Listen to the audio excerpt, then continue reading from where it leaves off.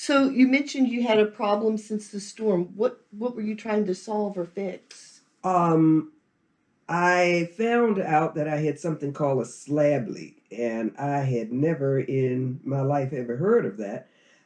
What I noticed after everything started thawing out was that there were areas in the floor in my bathroom that were warm.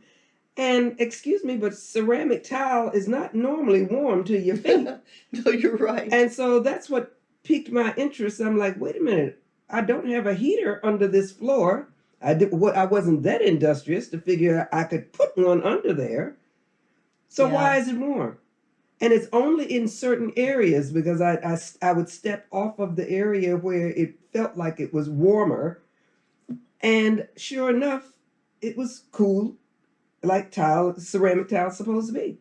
And so I'm like, something is going on and I don't know what it is.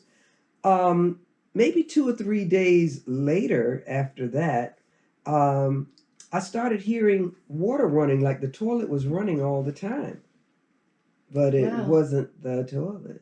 Oh, Yeah, but I didn't know what it was because when I turned the controls off to the toilet, I still heard that water running sound. And wow. that's when I figured, well, I need to get somebody out here because something's going on that my little simple techniques are not affecting at all.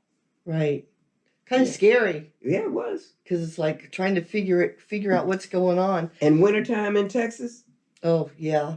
But yeah, we've had a couple of rough years with the winters. Not what we normally expect in Texas. Yeah, yeah.